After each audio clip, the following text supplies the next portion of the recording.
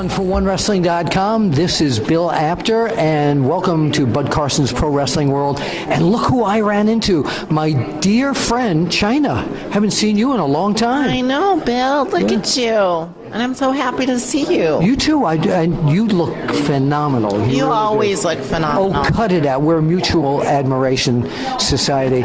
You had such a storied career, and now you've branched out and you're doing so many more things. Tell everybody here at the After Chat what you're doing these days. Well, first of all, thank you, Bill. And Bill, you have followed my career and been a big part of my career from the Killer Kowalski days. Day one.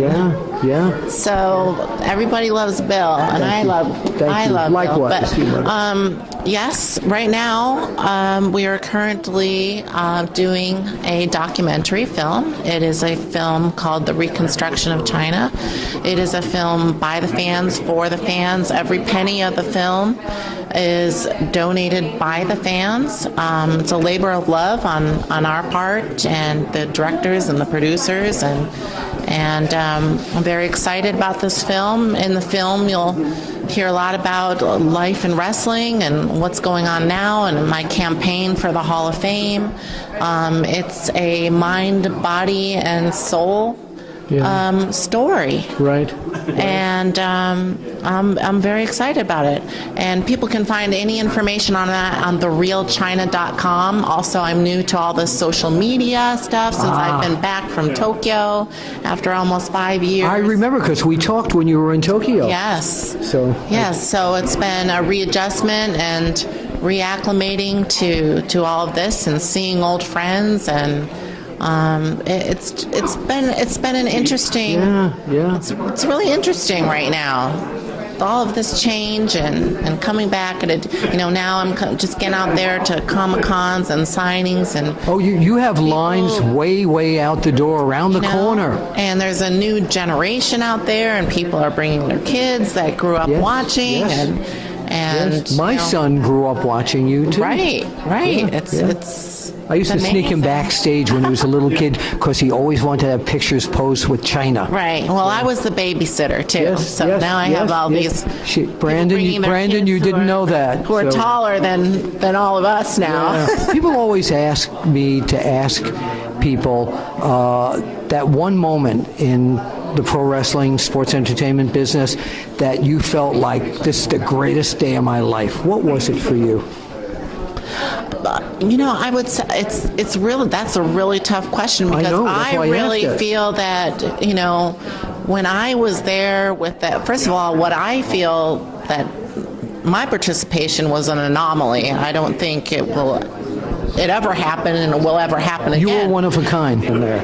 Really. Yeah, it was just a really different special thing, and those days were different too, and was the days before it became a public it was Attitude. It was the Attitude Era, and I feel like it was the greatest era of wrestling, and I was lucky enough to be a part of it.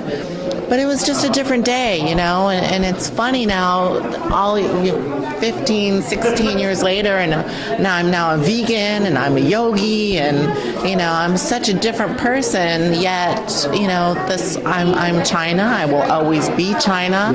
I feel like it's amazing to feel like you are woven into the fabric of Americana, that for the rest of my life I'll be able to go out and meet the fans and